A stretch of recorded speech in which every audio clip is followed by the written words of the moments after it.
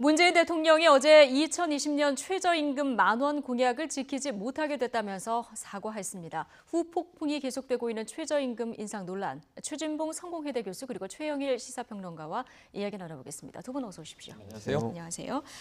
자, 2020년까지 최저임금을 10,000원으로 끌어올리겠다. 네. 자, 이게 문재인 대통령의 대선 공약이었는데요. 최저임금 공약이 현실적으로 어려워지면서 결국 어제 문재인 대통령이 직접 사과했습니다. 문 대통령의 발언 들어보시겠습니다. 최저임금위원회의 결정으로 2020년까지 최저임금 1만 원을 이룬다는 목표는 사실상 어려워졌습니다. 결과적으로 대선 공약을 지키지 못하게 된 것을 사과드립니다. 정부는 최저임금의 인상으로 영세자영업자와 소상공인들의 경영이 타격받고 고용이 감소하지 않도록 일자리 안정자금뿐 아니라 상가 임대차 보호, 합리적인 카드 수수료와 가맹점 보호 등 조속한 후속 보완 대책 마련에 최선을 다하겠습니다. 네. 조속한 보완 대책도 마련할 것이다. 그러나 약속은 못 지켜서 미안하다. 문재인 대통령이 공약을 못 지켰다. 직접 어제 사과를 했습니다. 어떻게 보셨습니까? 네, 아주 깔끔한 사과입니다. 이 상황이 받쳐주지 않으면 이런 이야기를 해야 되는 거죠, 국민들에게. 그래서 지금 이 자체는 그럼 최저시급 10,000원이 폐기된 것이냐? 그렇진 않고 2020년까지 달성하겠다라는 공약이 미뤄지게 됐으니까 사실상 불가능합니다. 이번에 10.9% 올렸기 때문에 내년도에 20%로 올려야 되는데 경제가 갑자기 살아나지 않는 이상 이변이 없는 한 현실적으로는 불가능해 보이거든요. 그러니까 몇 년 더 늦춰질 것인데 그러니까 속도 조절에 들어갔다 이렇게 1만 원 시대로 가겠다. 하지만 두 개 중에 하나, 10,000원이냐 2020년이냐 시기든 금액이든 틀려졌기 때문에 공약은 미뤄진 거고요. 거기에 대한 사과가 깔끔한데 역대 대통령도 유사한 경우는 있었습니다. 바로 지난번 이제 박근혜 정부 시절에는요. 이 기초노령연금 100% 노인들에게 다 월 20만 원씩 지급하겠다. 이게 사실 어그러졌어요. 이 재정 수지가 맞지 않으면서 70%만 지급하게 됩니다. 또 이제 뭐 자가 보유자라든가 빠지게 됩니다. 그때도 이제 박근혜 대통령도 이제 이 사과를 이제 가볍게 하는 선에서 이 약속을 지키지 못한 것은 문제가 있었다. 이렇게 인정을 하는데 그 전에는 좀 황당한 경우도 있었어요. 그러니까 이제 이 이명박 정부 때 747 공약이라는 게 있습니다. 그때는 좀 말이 안 되는 7% 성장에 4만 불 개인소득 이런 좀 과도한 목표를 정해놓고 결국 못 지켰는데 공약은 지키지 못하는 것이다 원래 이런 얘기를 했고 지금 4대강 문제가 터지고 있잖아요. 그래서 좀 이 대통령이 공약을 지키지 못했을 때 어떤 태도를 보여야 하는 것이냐 그런 부분에 있어서는 문재인 대통령의 어제 모습은 가장 좀 깔끔한 정답에 가까운 모습이 아니었나 평가를 하고 싶습니다. 뭐 약속은 못 지키지만 가능한 빨리 이 최저임금 10,000원을 달성하겠다 이런 얘기도 했는데 그렇다면은 뭐 기한은 못 지키지만 앞으로 이 기조는 계속 이어가겠다 이렇게 볼 수 있는 거죠. 그럼요. 그러니까 문재인 정부는 최저임금을 가능한 한 10,000원까지 올리는 거에서 뭐 가능하다면 빠른 시간 안에 이루고 싶다는 얘기를 한 거예요. 그러니까 우리 경제가 그걸 떠받칠 수 있는 구조가 돼야 한다고 어제 얘기했지 않습니까? 그러니까 경제적으로 최저임금 10,000원이 돼도 문제가 없는 그런 시스템 만드는 게 중요하다고 저는 보여지고요. 그러니까 문재인 정부 입장에서 10,000원이라고 하는 최저임금 정책을 아예 포기한 게 아니고 지금 상황적으로 봐서 현실론적인 관점에서 본다고 하면 어쩔 수 없이 지금 2020년까지 약속했던 10,000원의 인상은 불가능하지만 그럼에도 불구하고 지속적으로 가능한 한 빠른 시간 안에 10,000원이라고 하는 최저임금 인상은 달성시키겠다고 하는 게 목적이라고 보여집니다. 저는 뭐 그렇게 가야 된다고 생각하고요. 우리 노동자들이 갖고 있는 여러 가지 어려움들이 있지 않습니까? 그런 부분들을 지금까지 계속 뭐 경제적인 이유 때문에 그런 부분들이 인정되지 않고 또 받아들이지 않았던 부분들은 우리 정부가 이제 문재인 정부가 들어서 이분들을 좀 해결하겠다고 나서고 있는 거니까 지금 예전 정부들이 그런 부분들을 좀 빠른 시간을 했으면 좋을 뻔했는데 그런 부분이 안 되다 보니까 지금 이렇게 짧은 시간 안에 인상률이 높아지는 상황이 됐지만 그럼에도 불구하고 어쨌든 문재인 정부가 출범 초기부터 공약으로 내세웠던 10,000원 최저임금 10,000원 시대는 반드시 달성해야 될 목표라고 생각이 됩니다. 큰 틀의 경제 정책 이 방향에는 수정이 없었다 이렇게 볼 수 있는 이런 상황이고요. 최저임금 문제, 을들의 전쟁이다 이런 말이 나올 만큼 지금 노동자뿐 아니라 소상공인들 타격도 만만치 않은 이런 상황인데요. 그래서 이번 최저임금의 인상폭보다 가맹봉사의 갑질, 또 임대료 문제 이런 부분 해결이 더 중요하다 이런 이야기가 나오고 있습니다. 그런데 실제 편의점 점주들의 생각은 어떨까요? 자, 홍종학 벤처기업 장관 이야기까지 함께 들어보시겠습니다. 지금 가장 큰 문제는 예. 2년 동안 너무 급격히 오른 최저임금 인상률이에요. 인상률이 문제다. 예. 예, 저희가 뭐 최저임금 얘기 과하다 얘기를 하면 자꾸 언론에서 가맹 본사하고 건물주하고 뭐 카드회사 문제 때문에 그렇다고 하는데 예.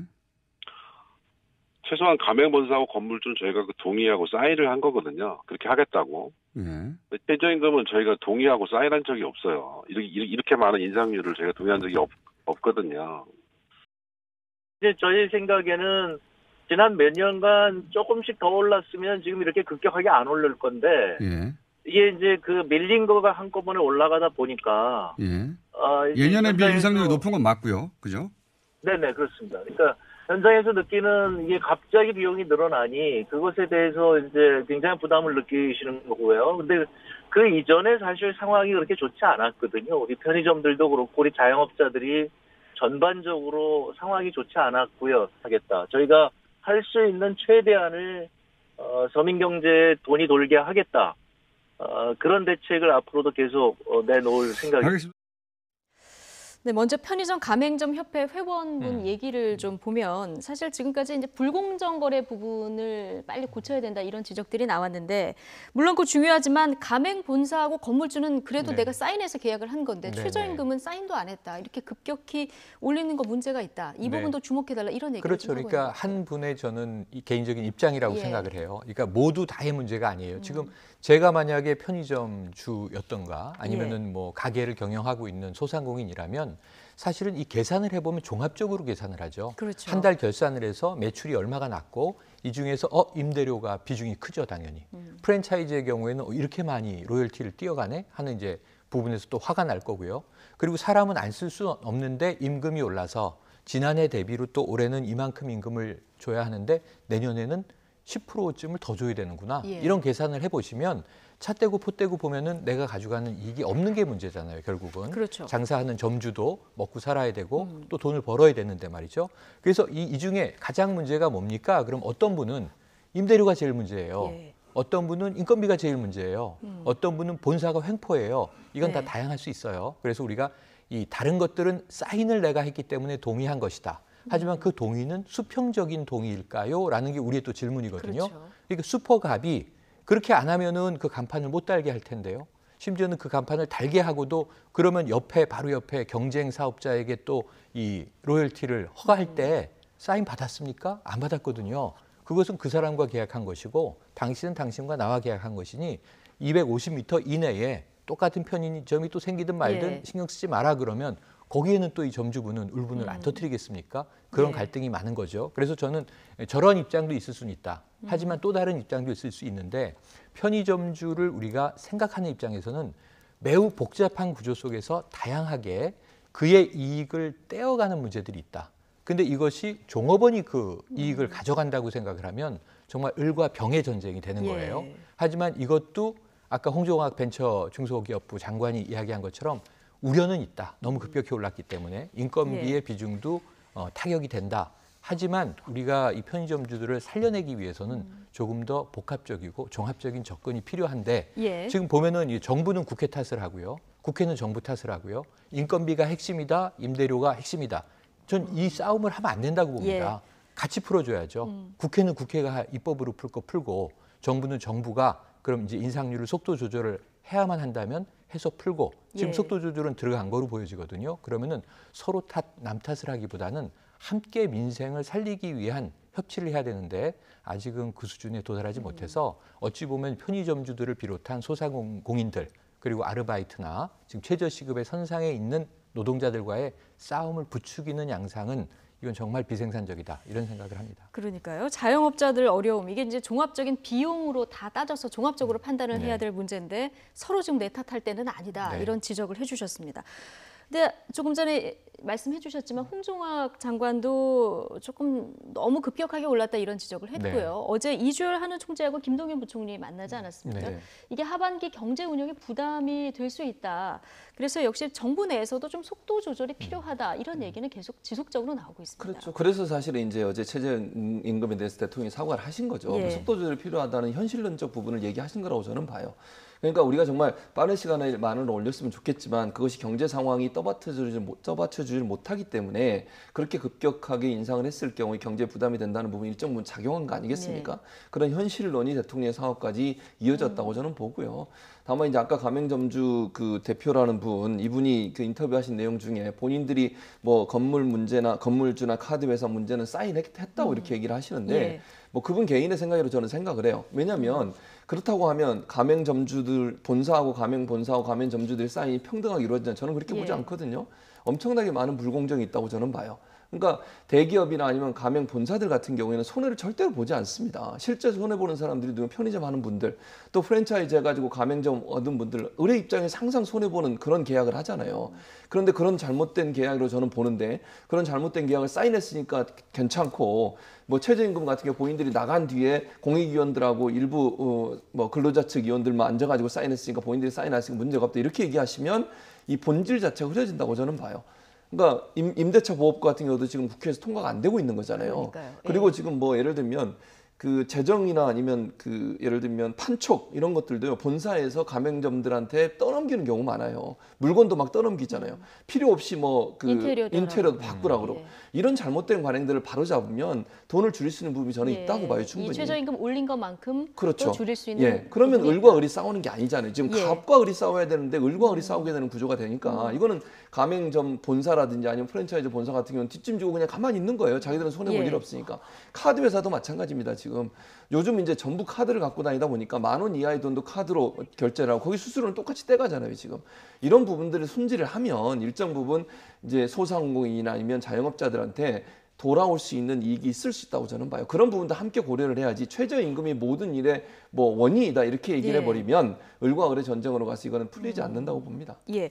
지금 그런데 이 소상공인 문제가 너무 부각되다 보니까 사실 노동계도 지금 불만이 많습니다. 근데 네. 노동계 목소리가 상대적으로 좀 묻히는 이런 느낌이 있습니다. 예. 일단은 왜 그렇게 됐냐면요. 최저 이 임금이 많이 올랐다라는 인식이 있는 거예요. 왜냐하면 지난해에서 올해까지 16.4%가 올랐는데 사실은 뭐 10,000원까지 가려면 약 15% 올라야 되지만 대략 10.9%, 두 자릿수까지 인상이 됐네. 그럼 노동계 입장은 반영된 것 아닌가? 예. 이 대통령이 공약 못 지키는 것을 사과까지 했다 손치더라도 이제 이런 생각을 하고 있는 거고 그러면 많이 올랐다라고 소상공인 연합회를 필두로 해서 지금 영세 자영업자들이 이제 하소연을 하는 상황에서 또 이제 근로자 입장에서는 그럼 많이 오른 건가 하는 생각을 하게 되거든요. 예. 그렇지만 이제 또 노조 차원에서 보면 이미 노조가 뿔이 나 있었던 게 있어요. 잘 보시면 사용자 위원 9명만 최저임금 위원회에 안 들어간 게 아니라 민주노총 위원들도 안 들어갔습니다. 그들을 빼면 18명이 의결을 했어야 되는데 14명이 의결했거든요.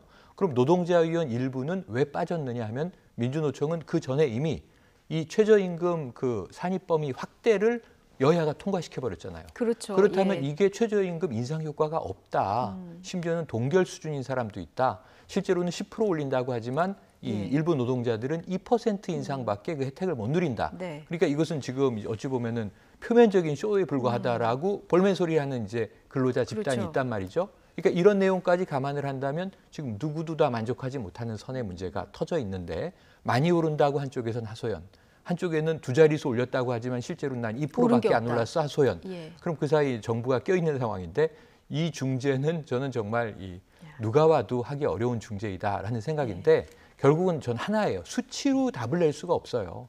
그럼 11%면 뭐 노동자들이 만족했을까요? 혹은 9%, 8%였으면은 뭐 이 사용자들이 만족했을까요? 그렇지 않거든요. 사용자들이 이 보이콧을 했던 이유는 사실은 8%냐 10%냐 문제가 아니라 차등제를 좀 도입해달라였어요. 그래서 5인 미만 사업장에는 최저임금을 즉시 적용하지 말고 조금 단계적으로 적용해달라. 왜냐하면 이것은 굉장히 엄하기 때문에 최저임금을 어기게 되면은 사업주가 벌금을 맞아야 되는데 자 돈이 없어서 급여를 못 줄 판인데 법을 어겼다고 벌금까지 내라고 하면은 죽어라 하는 거잖아요. 특히 힘든 사람들. 이건 대기업이나 중견기업은 해당도 안 됩니다. 그들은 최저임금 선 이상을 주고 있기 예. 때문에 그러니까 굉장히 힘든 사람들만 더 힘들게 하는 상황을 조금 해소시키는 방안의 문제인데 저도 고민을 좀 해봤습니다만 차등제는 상당히 위험해요. 예. 그럼 열악한 또 노동자들 더 열악한 상황으로 몰아넣을 수도 있어요. 그래서 정부는 최저임금은 동일하게 적용돼야 한다라는 원칙을 세운 건데 거기에 대해서 지금 만족하지 못하는 부분적인 집단들이 있거든요. 그래서 예. 이것은 경제를 좀 활성화할 수 있는 내수를 빨리 진작시키는 성장 동력을 찾아서 우리가 올인하는 쪽으로 가야지 수치적 조정으로 모두를 만족시키려고 하는 것은 결국 파이는 커지지 않는데 그 안에서 이해 집단만 복잡하게 얽혀 있는 것이기 때문에 명답을 찾기는 어렵다 예. 이런 생각을 해봅니다. 그러니까 노동계도 자영업자들도 다 이제 만족을 못하는 이런 아닌데 이게 보완책 마련하겠다고 했는데 앞으로 네. 어떤 묘수가 나올지 좀 지켜보도록 하겠습니다. 이 최저임금 문제는 사실 문재인 정부의 소득주도 성장의 핵심 사안이기도 합니다. 정치권 역시 이번 최저임금 인상 그리고 대통령 사과 발언 이후 입장을 각각 내놓고 있는데요. 각 당의 입장, 어떤 입장들이 나오고 있을까요? 들어보시죠. 더불어민주당은 소상공인들을 위해 카드 수수료 제도 보완과 9월 정기국회에서 상가 임대차 보호법 개정안 등 민생 입법 처리에 최우선적으로 매진할 것입니다.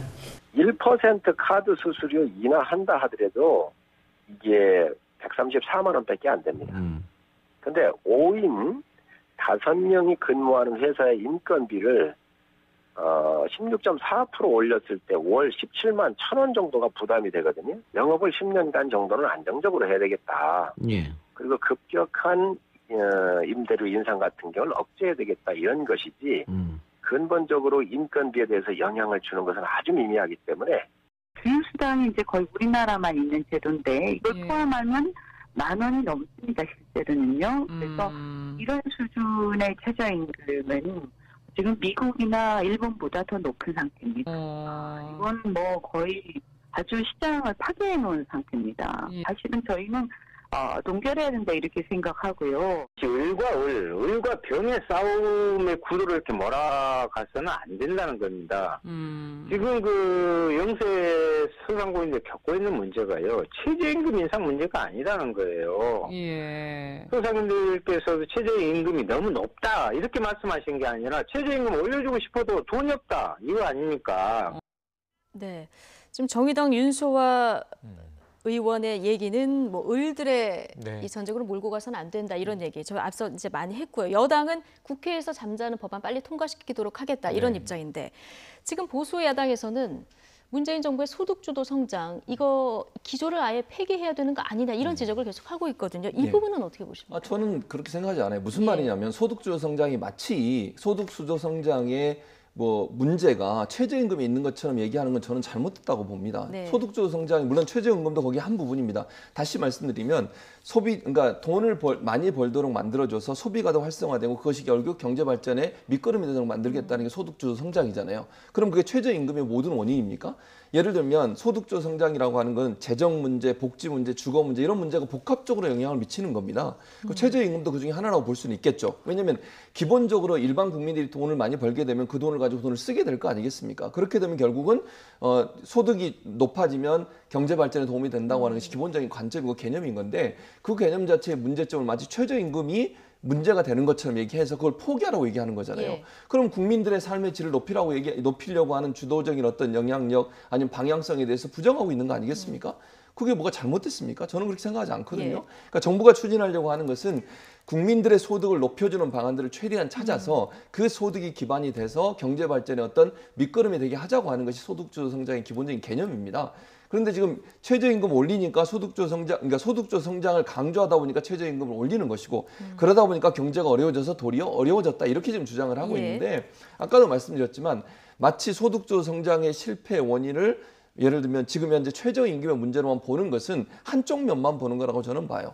그러니까 소득주도 성장이 단순히 최저임금 문제뿐만 아니라 경제 전반의 시스템적인 문제가 함께 가야 된다고 보고요. 네. 뭐 예컨대 우리가 지금 52시간 일하는 문제라든지 재정이나 복지 문제 이런 문제가 함께 복합적으로 작용해서 소득주도 성장의 기반이 되는 것이지 최저임금이 뭐 주범인 것처럼 얘기하면서 최저임금 때문에 소득주도 성장을 폐기한다고 주장하는 것은 한쪽 면만 보는 그런 판단이라고 저는 봅니다. 예, 이 야당의 주장에 대해서 귀담아 들을 부분은 없을까요? 최 의원님? 저는 뭐 그럴 대목도 있죠. 왜냐하면 지금 야당이 의도를 했든 의도하지 않았든 소상공인들을 이렇게 좀 보호하려고 하는 입장의 목소리를 내고 있는 거예요. 예. 정부도 이것을 들어서 좀 조율할 필요는 있다고 보는데 지금 저는 이게 소득주도 성장이라는 용어를 꺼내놓으니까 정부가 하고 있는 정책이 제대로 시행되지 않을 때 야당은 이거 공격 포인트가 생겼구나 하고 거기에 이제 몰려들게 마련이거든요. 우리가 그걸 많이 봐왔지만 이데올로기적으로 우리가 오랜 역사, 한국사를 보면 보수 정당은 친기업적 성향을 보여왔고 그리고 이제 진보 정권은 또 친노동적 성향을 보여옵니다.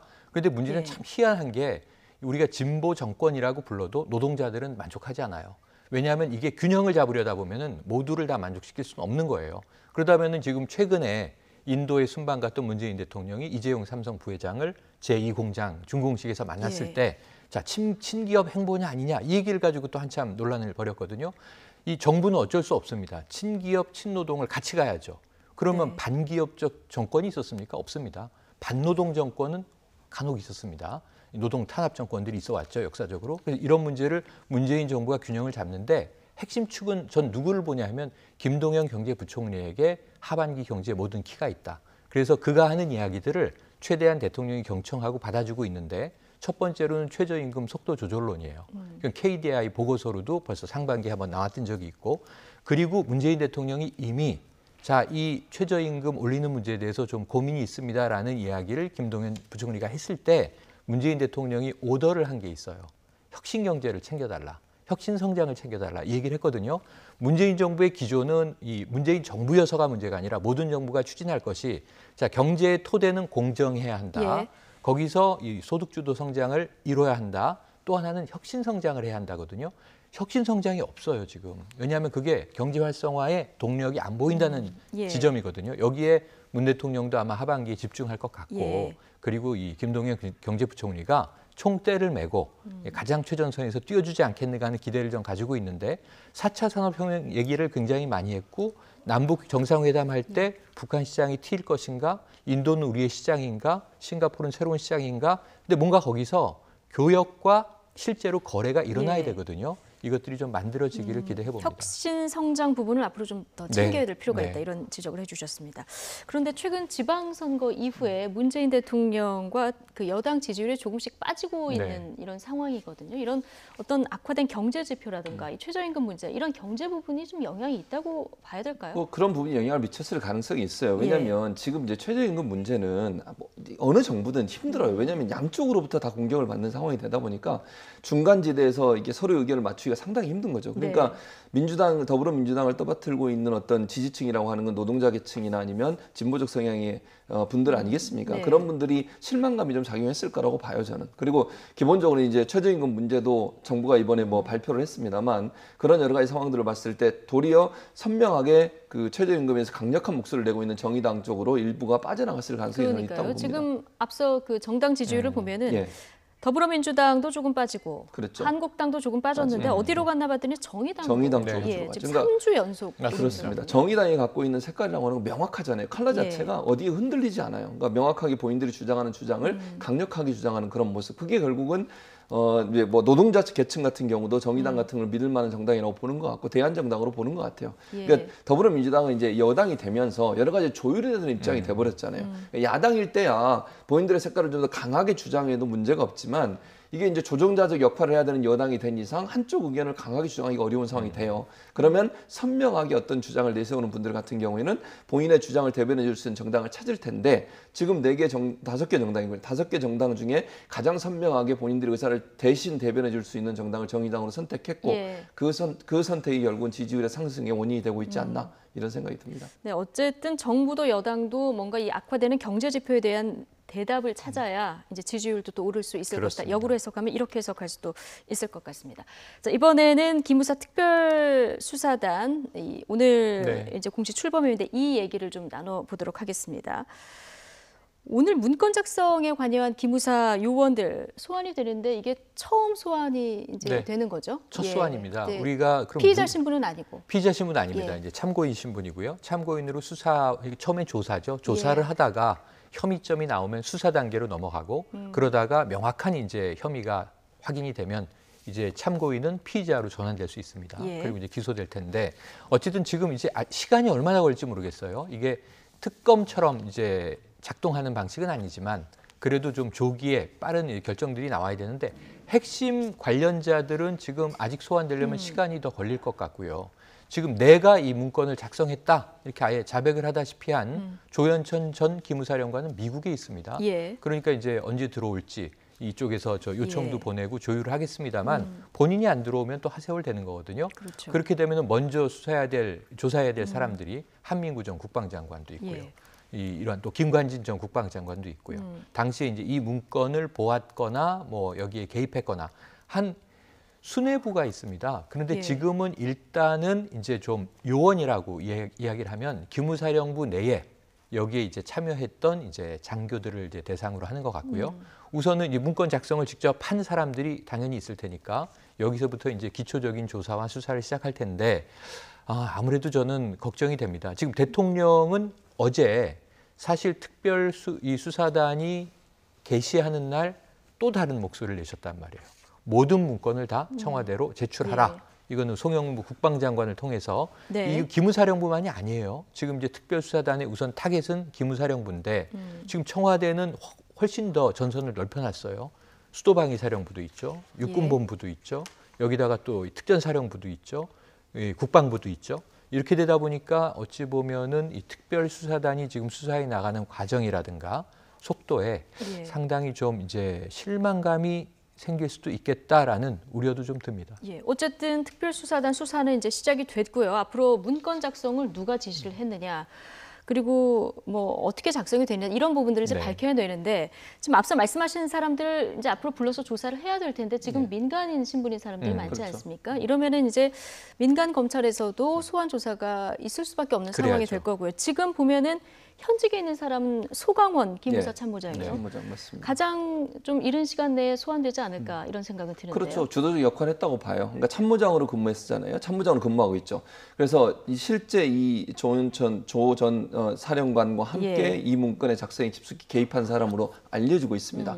그래서 현직에 있기 때문에 군에서 불러서 충분히 조사할 가능성이 있다고 보고 실제적으로 이제 조 전 사령관 같은 경우는 아까 말씀하셨지만 미국에 가 있고 민간인 신분이어서 네. 뭐 참고인 조사는 할 수 있지만 강제로 데려오기는 어렵습니다. 그렇죠. 그렇다고 하면 실체를 파악한 다음에 민간 검찰이 수사를 의뢰해서 민간 검찰이 함께 합동으로 조사할 가능성이 높다고 보여져요. 그러니까 현재 민간인 신분인 경우는 군 검찰이 조사하기가 어려운 상황이 있지 않겠습니까? 네. 그래서 실체 파악은 현재 군에 근무하고 있는 사람들 중심으로 파악을 해서 조 전 사령관이 관여돼 있다고 하는 부분이 명확하다고 하면 이 사건과 관련된 것들을 민간 검찰이 이첩을 하고 아니면 합동 수사를 통해서 민간 검찰도 일정 부분 예전에 문제가 있던 사람들을 불러서 조사하고 예. 전체적으로 퍼즐을 맞춰가는 쪽으로 수사가 진행될 가능성이 있다고 보여지고요. 예. 지금 이제 참모장 같은 경우에는 가장 중요한 인물이기 때문에 1차적으로 불러 조사할 가능성이 있다고 봅니다. 예. 가장 중요한 것은 실행에 대해서 어느 정도까지 개입하고 실행 가능성을 어느 정도까지 실행 의도가 있었느냐. 그렇지. 그게 가장 예. 중요하다고 봐요. 그 네. 부분이 사실은 이 사건이 어느 방향으로 갈까를 결정하는 가장 중요한 키가 될 것이기 때문에 예. 이제 군 검찰단 입장에서는 이 부분을 제대로 찾아내는 게 가장 중요하다고 보여집니다. 예. 또 한 사람 조현천 전 기무사령관이요. 네. 최근 미국 현지 교민들이 이제 현상 수배를 맞습니다. 내리기도 했었는데 내가 계엄령 문건 작성을 지시했다 이런 얘기를 지금 했다는 것이 네. 보도가 됐습니다. 그런데 실제 기무사령관 혼자 이런 지시를 내릴 수 있는 사안이냐 이건 어떻게 보십니까? 네, 일단은 여기서 이제 이게 법적 위법의 대상이 되느냐 하는 거는 수사를 끝까지 봐야 되고 예. 이 재판도 끝까지 봐야 되는 거예요. 우리가 섣불리 속단할 수 없고 다만 개인적인 주관적 의견을 꺼낼 수 있습니다. 이 정도면은 상당히 좀 이 문제가 있는 것 아니야?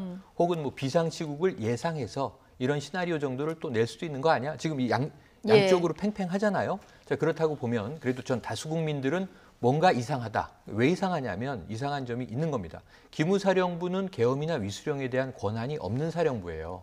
그것은 이제 우리가 계속 여기서 짚었지만 합동참모본부 내 계엄과에서 했다면 정상적이지만 엉뚱한 사령부에서 네. 이런 일을 이제 주도한 거예요. 그러니까 조현천 전 육군 사령관은 주도로, 예. 전 자백을 했다라고 봅니다. 그러면 이제 그 인물이 왜 내가 이러한 것을 지시했는지 상부에서 지시 안 했는데 본인이 했으면 이것은 직권남용이고 월권이에요. 예. 이건 좀 처벌 대상이라고 봅니다. 그런데 문제는 이 본인이 그걸 토로해야죠. 그럼 당시에 국방장관이 지시를 해서 이것을 합참에다가 명령하지 않고 나에게 지시를 했기 때문에 내가 했다든가 내가 지시했다라는 건 내 밑에 이 문서를 만들도록 한 것은 나에 입에서 나왔는데 나를 그렇게 그럼 이것을 주도하도록 지시한 것은 또 누구인지 이런 것에 대한 복잡한 부분이 있거든요. 네. 지금 이 재미교포분들이 그 현상을 거셨는데 금액은 크지 않습니다. 예. 네. 200불 정도 됐었던 것 같은데요. 한 뭐 20만 원이 좀 넘는 금액일 텐데 점점 높아지지 않을까 생각이 되네요. 예. 어쨌든 와서 조사를 받겠다 뭐 이런 입장은 밝혔는데 특별수사단이 이 문건 내용에 대한 위법성 여부를 밝히는 것, 두 분 말씀하신 대로 이제 실행 의도가 있었는지 이것을 밝히는 것이 이제 가장 중요한 문제인데요. 검사 출신의 민주평화당 의원이죠. 김경진 의원, 이 기무사의 계엄령 문건 작성 위법성에 대해서는 어떻게 판단을 하고 있을까요? 들어보시죠. 다만 이 문건 작성 자체만 가지고 어떻게 보면 이제 이 내란 예비 업무가 되느냐 부분은 상당히 치밀한 사실관계 조사와 어떤 법리 검토가 필요한 것 같고요. 제가 볼 때는 그 자체만 가지고 범죄 구성은 쉽지 않아 보이기는 합니다. 그런데 중요한 것은 기무사령부가 계엄에 관한 한 어떤 주무부처가 아님에도 불구하고 정권 보위를 위한 어떤 계엄령 준비를 했다는 것 자체가 그 자체로서 제도개혁의 대상이 된다라고 하는 것은 우리 사회 모두가 공감하고 있는 부분이어서요. 네. 뭐 문건 자체의 부적절성은 뭐 누구나 공감할 수 있는 부분이지만 지금 내란 예비 음모가 적용되기 위해서 이 문건이 위법한가 이 부분의 범죄 구성 부분에 대해서는 조금 회의적으로 보는 것 같은데요. 그러니까 이게 아까도 말씀드렸지만 실행까지 준비됐는지 하는 부분이 중요하다고 봐요. 그렇다고 하면 내란 음모죄까지도 적용이 가능하다고 보여지는데 근데 뭐 또 이렇게 생각할 수 있잖아요. 이런 문건을 그러면 특별한 어떤 시기에 특별한 사람들을 대상으로 만들었다고 하면 실행 의도가 없었다면 만들었을까 하는 의문이 생기는 겁니다. 무슨 말씀이냐면 촛불 집회에 나온 분들을 대상으로 했어요. 그리고 그 당시에 지방자치단체장의 성향까지 얘기했어요. 그건 이제 서울시장을 아마 염두에 두고 얘기한 걸로 보여집니다. 그리고 시기적으로 봐도 탄핵 전후에 이런 소요가 일어날 가능성을 예비해서 만들었단 말이죠. 그러면 이게 일반적으로 통상적으로 만드는 수준이냐 하는 부분에 의문이 생길 수밖에 없잖아요. 통상적으로 만든다고 하면 특정 기관이나 특정 어떤 단체나 아니면 특정 일을 거론할 이유가 없는 거 아니에요? 이런 일이 일어나면 이렇게 하겠다 이렇게 만들어야죠. 근데 그 당시의 문건을 보면 아주 구체적으로 특정 시기와 일정과 그다음에 대상까지도 명시하고 있기 때문에 실행 가능성이 높다고 보는 겁니다, 지금. 근데 다만 증거를 찾아야 되기 때문에 문재인 대통령이 그렇게 지시한 것도 저는 수사단에게 힘을 실어주는 거라고 봐요. 무슨 말이냐면 실행 준비가 됐는지 사실관계 확인을 위해서 실제 군 내에서 오간 여러 가지 정황들, 문건들 다 보고하라고 한 거 아니겠습니까? 또 하나, 그때 있었던 사람들이 지금에 계속 군에 근무하고 있어요. 그럼 증거 인멸의 가능성이 높지 않아요. 그럼 대통령이 빨리 지시를 해서 증거를 보존해야 될 이유와 필요가 있는 겁니다. 수사단이 하는데도 한계가 있어요. 군에서 갖고 있는 군검찰단이라고 하는 건 계급상으로 보면 수사의 대상이 되는 사람들보다 계급이 낮잖아요. 그러면 한계가 있기 때문에 대통령이 어찌 보면 힘을 실어줘서 증거 인멸을 하려는 시도를 완전히 원천 봉쇄하고 사실관계 파악해서 수사에 힘을 실어주고 수사단이 제대로 수사할 수 있는 기반을 만들어주겠다고 저는 보는 것이고 그러면 결국 실행 준비가 됐는지 안 됐는지가 실제 오간 내용들을 보면 알지 않겠어요? 예를 들면 뭐 특전사, 수방사 이런 데에 지시가 내려갔거나 이런 준비를 하라고 하는 어떤 명령이 떨어졌거나 육군 참모총장이 이런 내용이 있다고 하면 이건 실행 가능성을 충분히 염두에 두고 했다고 볼 수밖에 없기 때문에 그런 상황이라고 하면 충분히 저는 내란 음모죄까지도 적용이 가능하다고 봅니다. 문재인 대통령이 어제 계엄 문건을 즉각 모두 다 제출하라 이렇게 얘기를 한 것도 이걸 모두 다 살펴봐야 실행 의도가 있었는지 없었는지 이걸 좀 알 수 있지 않겠습니까? 이게 조국 민정수석의 이제 아이디어로 지금 전해지고 있어요. 팩트는 확인해 봐야 알겠습니다만. 그런데 말씀하신 대로 지금 자 기무사 문건을 작성했죠. 국방부 문건 작성을 지시했는가? 그리고 육군참모본부가 여기에 관여했는가? 육군 참모총장이 이 역할을 수행하는데 중추적인 역할을 하도록 되어 있었는가 혹은 알고 있었는가. 그다음에 여기에 수도방위사령부, 이게 서울 지역에서 벌어질 일을 예상한 거니까요. 특전사 1,400명이 도심에 진입하는 것으로 문건에 나와 있습니다. 근데 이 예하 부대의 오고 간 문서를 다 제출하라예요. 관련해서. 그리고 이제 송영무 장관이 이것을 최단 기간 내에 제출하라 이렇게 지시했어요. 문건이 있으면요.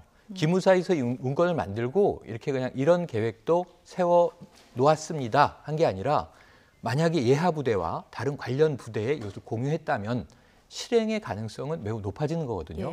저는 아까 최 교수님이 이야기한 것과 또 다른 관점에서 아까 김경진 의원이 변호사셨잖아요. 그래서 법리적으로 이게 위법하지 않을 수도 있다. 위법할 수도 있고 아닐 수도 있습니다. 그걸 특별수사단이 밝혀야 되는데 한번 여쭤볼게요. 지금 전 통진당의 이석기 의원이 지금 이제 수감돼 있습니다. 9년형을 받고 무슨 죄인지 아세요? 기억나세요?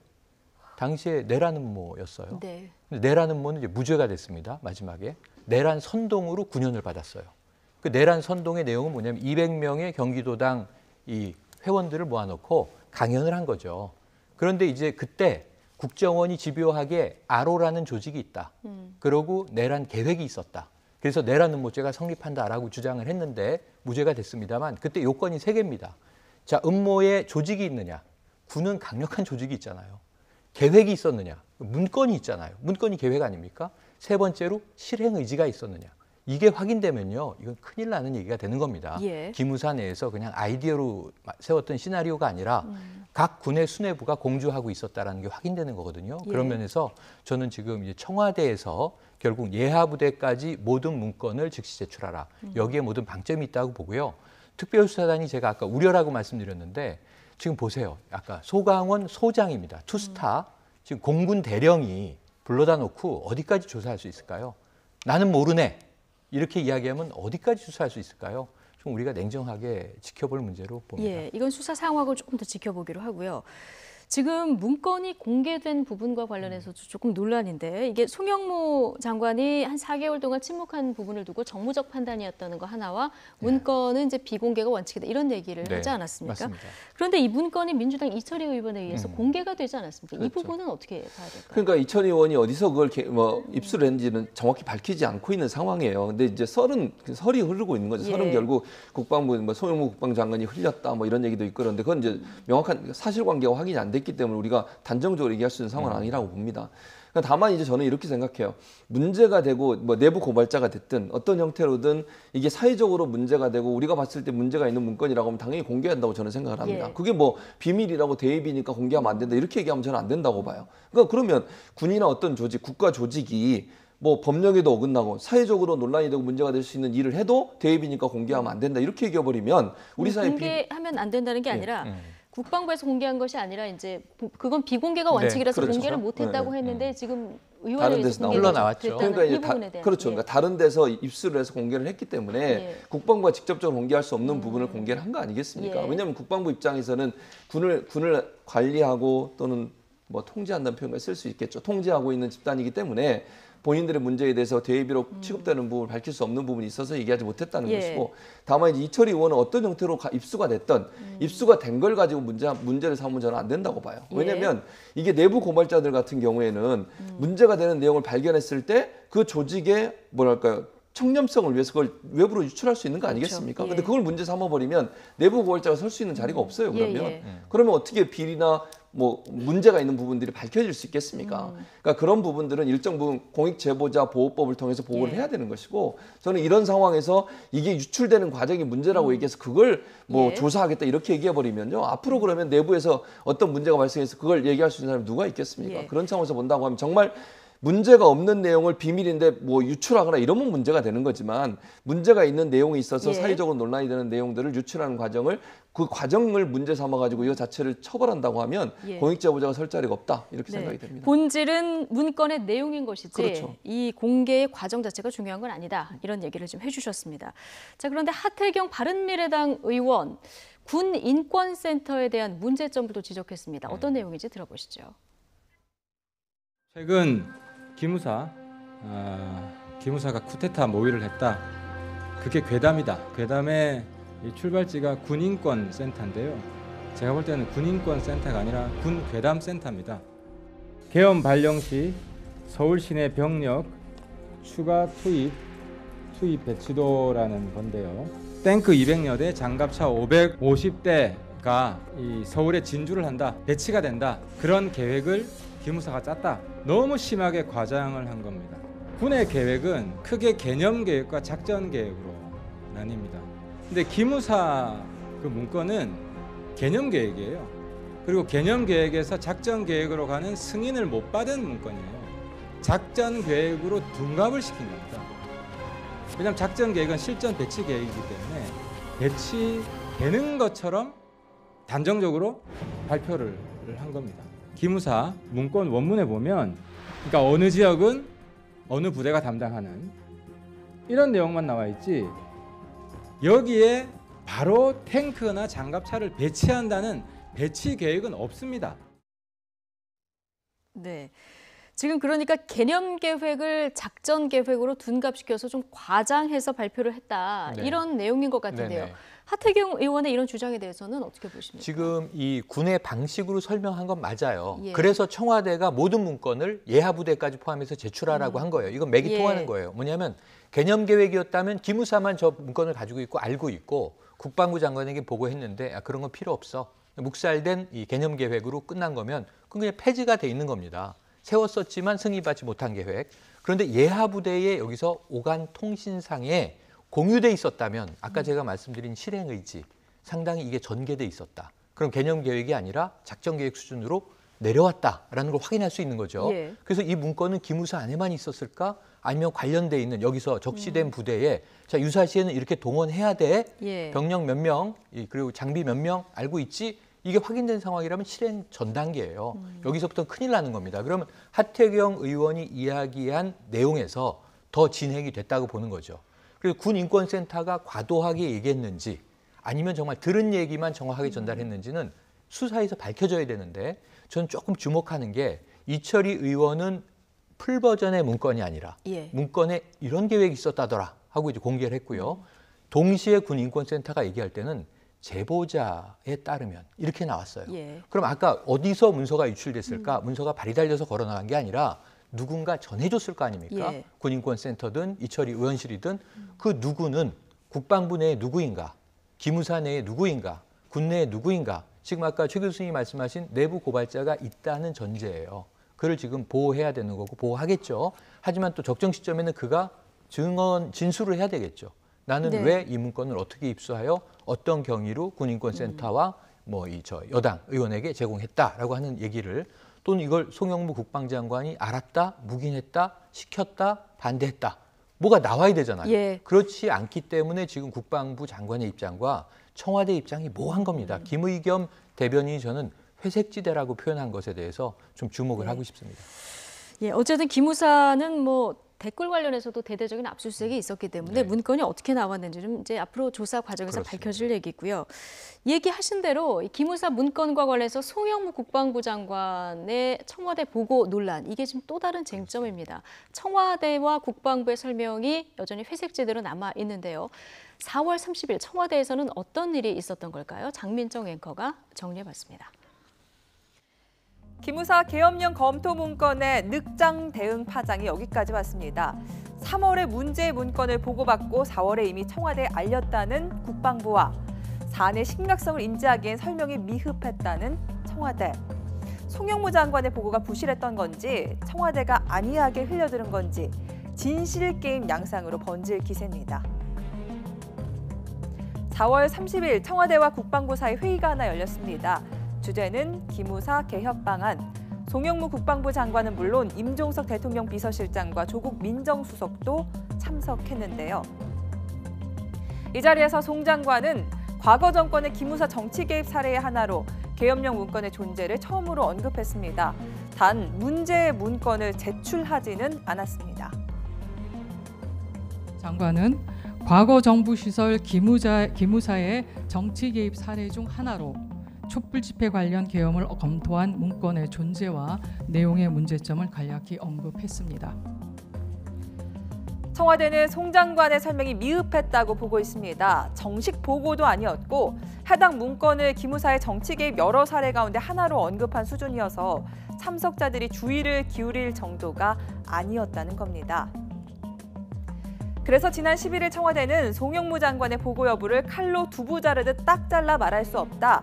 회색지대 같은 부분이 있다라고 모호하게 답했던 것으로 보입니다. 국민들은 이 사안을 어떻게 보고 있을까요? 댓글 보겠습니다. 이 엄중한 문제를 구렁이 담 넘어가듯 보고한 것도 문제고 청와대가 척하고 알아듣지 못한 것도 문제라는 반응입니다. 게다가 정권 초기에도 비슷한 일이 있었죠. 이 사드 발사대가 국내에 들어온 걸 보고했니 안 했니 우왕좌왕했던 일을 떠올리기도 했는데요. 혹시 청와대와 정부 부처 사이 의사소통에 문제가 있는 건 아닌지 꼭 한번 짚어볼 문제인 것 같습니다.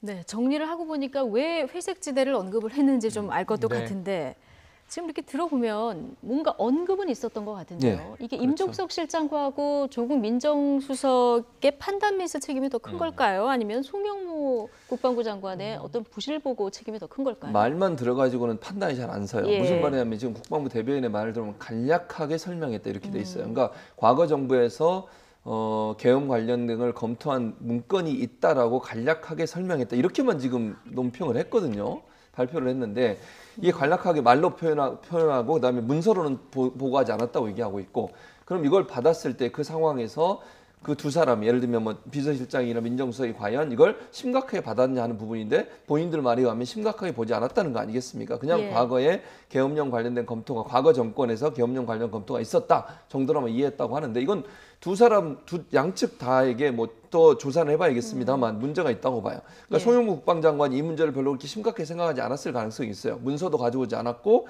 구두로만 간략하게 설명하고 끝났다고 하면 왜냐면 이게 회의 내용 자체가 기무사 개혁 방안이에요.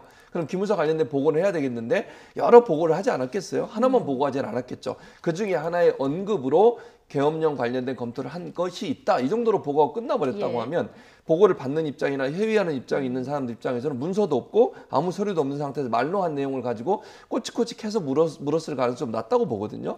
그래서 이게 어느 정도 수준에서 보고가 됐냐를 본다고 하면 송영무 국방장관이 조금 더 이걸 심각하게 보고서 문서로 설명을 하든 아니면 문건을 가져와 제출을 했다고 하면 훨씬 더 심각하게 논의가 됐을 가능성이 있죠. 근데 그 부분이 빠져 있어서 저는 1차적으로 송영무 장관이 이 부분을 심각하게 보지 않고 그냥 본인이 스스로 정무적 판단을 해서 간단하게 보고하고 넘어간 게 아닌가 이런 생각이 듭니다. 그런데 아까 이제 네티즌 댓글에서도 지적이 됐습니다만은 계엄 문건이라는 그 보고는 있었을 거잖아요. 그런데 이걸 못 알아들은 이 부분도 좀 문제다 이런 지적이 있는데. 저는 양쪽 다 문제가 있다는 건 최 교수님하고 이야기가 같은데 여기선 중요한 맥락이 하나 빠져 있습니다. 그걸 대입해 보면 저는 그림이 대략 그려집니다.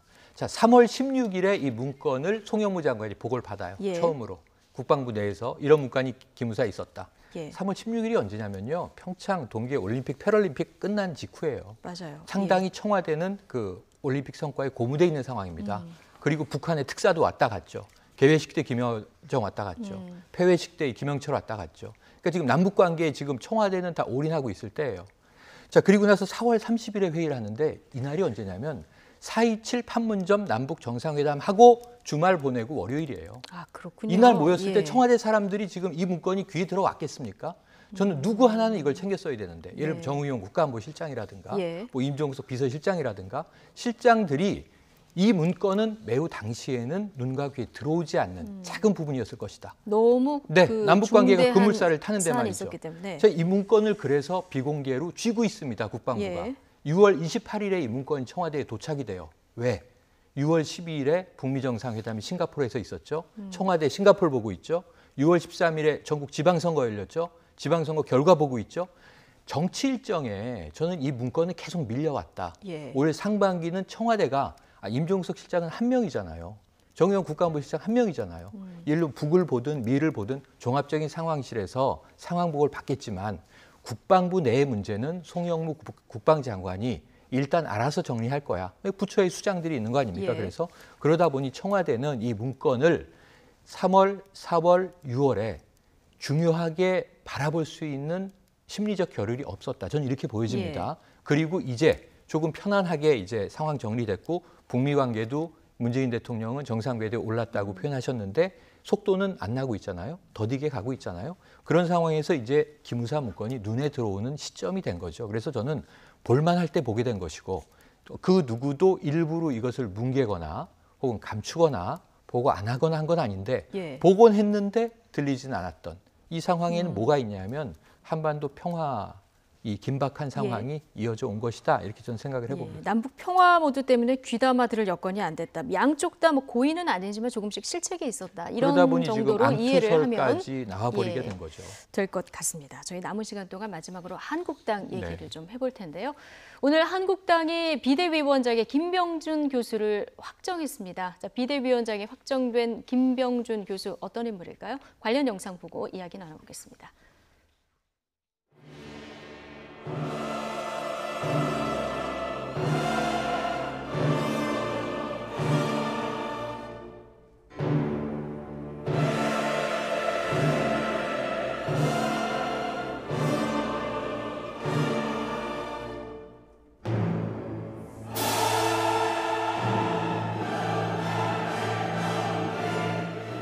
여러분, 이 부족한 사람이 국무총리 후보 지명을 받았습니다. 왜 박근혜 대통령 방패막이를 하려 하느냐? 얼마나 큰 비판과 비난의 대상이 되는지 몰라서 그러느냐? 주인이 바뀌는 기업에서도 회계나 기술 개발은 정상적으로 이루어져야 됩니다. 국가도 그와 똑같습니다. 존경하는 국민 여러분, 최선을 다하겠습니다. 그리고 책임과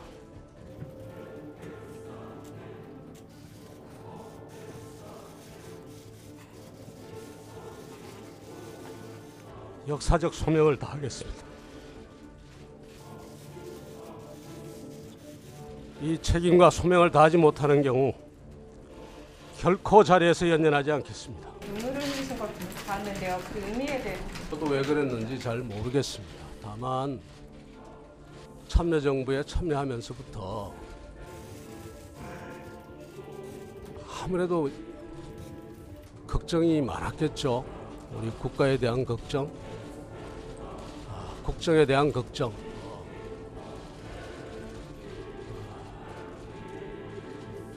노무현 정신의 본질은 이쪽 저쪽을 가리는 것이 아니라 국가를 걱정하고 국정을 걱정하는 것이라고 저는 생각을 합니다. 역사적 소명을 다하겠습니다.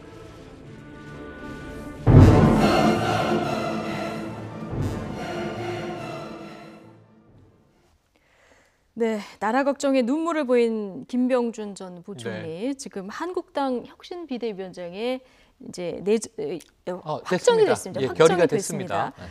자, 그런데 김병준 전 부총리 하면은 노무현 대통령이 이제 친구다 할 만하다, 네. 이런 얘기를 맞아요. 한 친노 인사잖아요. 네. 한국당의 운명이 지금 노무현 전 대통령의 측근 인사에 의해서 맡겨진, 네. 이런 상황이 된 겁니다. 어떻게 보십니까? 그렇긴 한데 저는 그때 당시에 노무현 대통령이 하셨던 말씀을 지금도 만약에 생전에 계시다고 하면 같은 말씀을 하실지는, 예. 좀 의문이에요. 그러니까 친문, 친노 라고 하는 분들이 지금의 김병준 교수를 봤을 때 어떤 생각을 할까는 저는 다르다고 보거든요. 왜냐하면, 예. 김병준 지금 교수가 걸어온 정치 역정을 보면 상당히 여러 가지 변화가 있었습니다. 그 변화를 부인할 수는 없는 거 아니겠습니까? 그래서 예전에 그랬다고 지금도 그렇다 이렇게 보진 않습니다. 그러니까 정치적 상황이 바뀔 때마다 본인의 어떤 정치적인 성향이 바뀌는 모습을 보여줬기 때문에 저분이 갖고 있는 정치적 성향이 뭐냐 하는 부분에 의문이 생긴다고 저는 보고요. 그래서 이번에 지금 비대위원장 하는 것도 잘 되길, 네. 저는 바랍니다만 그렇다고 친노나 친문 진영에서 그러면 김병준 교수를 우리 친문이다, 친노다 이렇게 분류할 거라고 저는 보지는 않습니다. 그러니까 저분이 지난번 박근혜 전 대통령 총리 지명에도 수락을 하고 그걸 하겠다고, 예. 강한 의지를 보였던 것도 많은 사람들이 실망을 자아냈던 내용이기도 하고요. 그런 차원에서 본다고 하면 저분은 정치적 어떤 지향점보다는 본인의 어떤 그 정치적인 목적이랄까요? 이런 부분이 더 강하게 작용하는 부분이라고 저는 봐요. 그런 차원에서 본다고 이번에 비대위원장을 수락한 것도 국가에 대한 걱정 있겠죠. 있다고, 예. 보지만 그거보다는 본인의 정치적 어떤 열정 이런 부분들이 더 강하게 작용한 결과라고 봅니다. 예. 그렇지만 계속 한국당 보수의 어떤 갈 길을 계속 언급하면서 의지를 밝혔기 때문에 앞으로 어떻게 한국당을 또 개혁해 나갈지, 그렇죠. 이 부분 우리가 주목해서 봐야 될 것 같은데, 구원투수로 등판은, 네. 했습니다만은 지금 산 넘고 산입니다. 네. 한국당 내에서는 여전히 지금 역할을 어디까지 줄 것인가. 그렇죠. 여기에 대해서도 계파 갈등이 또, 네. 등장하는 이런 상황 아니겠습니까? 그러니까 칼잡이라고 아까 우리 자막에까지 등장했잖아요. 예. 그러니까 사실 구조조정본부장입니다. 네. 지금 이 자유한국당은 구조조정을 당해야 되는데 스스로 이 문제를 못 푸니까 외부에서 전문가를 불러온 거죠. 그렇죠. 우리가 흔히 이 기업도 다운사이징 할 때 칼잡이라고 부릅니다. 외부에서 정말 강력한 인물이 와서 정권을 위임받고 이때 제일 먼저 하는 게 일괄 사표를 제출받는 거예요. 그렇죠. 그러니까 이 칼이, 네. 어떤 칼이냐가 문제인 거잖아요. 예, 어떤 칼이냐, 어디로 갈 것이냐인데 지금 일단은 구친박들, 지금 우리를 잔류파로 불러달라 이렇게 얘기하고 있습니다만, 예. 우리가 개파로 보면 친박, 비박이 여전히 지금 존재하고 있는 거죠. 근데 이제 친박계, 김성태 권한대행에게 사퇴하라라고 요구했던 이 인물들은 김병준 이 비대위원장도 인정하지 않을 거예요. 예를 들면 다시 친박은 좀 수술이 필요하다. 예. 이런 인물들은 책임을 지고 탈당하라. 예. 혹은 불출마 선언하라라고 요구했을 때 전, 예. 비대위원장은 이 정도 요구를 할 수 있어야 수술을 한다고 얘기를 할 수 있지.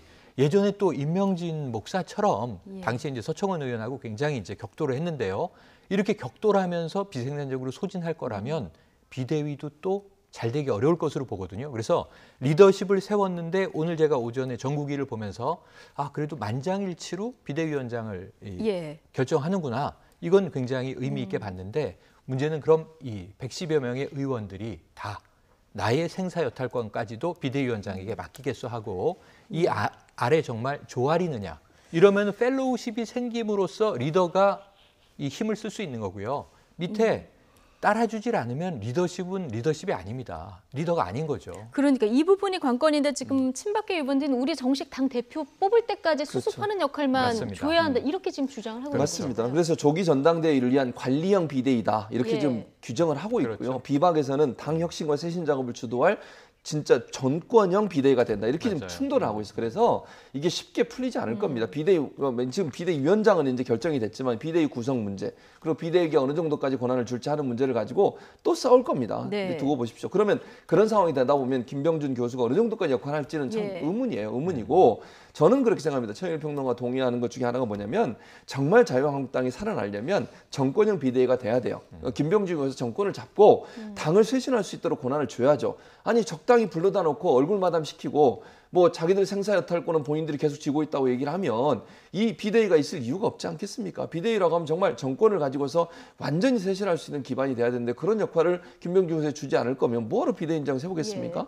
저는 그래서 친박들의 주장은 저는 잘못됐다고 봐요. 정말 정권을 줘서 비대위가 쇄신할 수 있는 그런 여건을 만들어주는 것이 자유한국당이 살아날 수 있는 방법이라고 생각합니다. 정말 당이 살아나고자 하면 혁신의 전권을 줘야 한다. 이런 지적을 해주셨고요. 지금 김병준 혁신 비대위원장도 그렇지만요. 지금 보면 국회의장도 문희상 국회의장도 노무현 전 대통령 때 비서실장 지내지 않았습니까? 맞습니다. 그리고 지금 사무총장도 유인태 국회 사무총장 참여정부 때 또 청와대에 계셨죠? 이낙연 국무총리도 그렇고 그렇습니다. 지금 보면은 청와대뿐만 아니라 입법부, 지도부 다 지금 노무현 정부하고 인연이 있었던 사람들이 많이 포진을 하게 된 이런 상황이 됐습니다. 그건 뭐 자연스럽게 지금 이제 집권 2년 차로 넘어간 문재인 정부가 문 대통령도 그 당시에는 참여정부의 또 청와대 인사였던 거죠.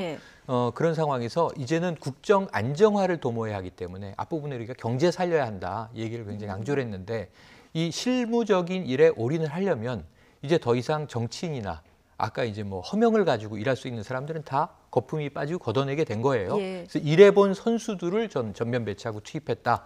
그럼 마지막에 누가 남는지 아십니까? 당권이 남습니다. 당권이. 8월 25일 당권입니다. 오는 7월 21일에 이제 후보 마감이죠. 그리고 7월 후반에 7월 26일에 컷오프를 합니다. 그럼 한 3명 내외로 이제 당권자, 당 대표 후보가 추려져서 8월 25일 이제 전당대회를 하게 되는데요. 여기도 참여정부의 역할을 했던 핵심 인사가 들어가게 되면 저는 이제 어떤 일종의 당청 관계의 퍼즐이 완성된다고 생각을 하고요.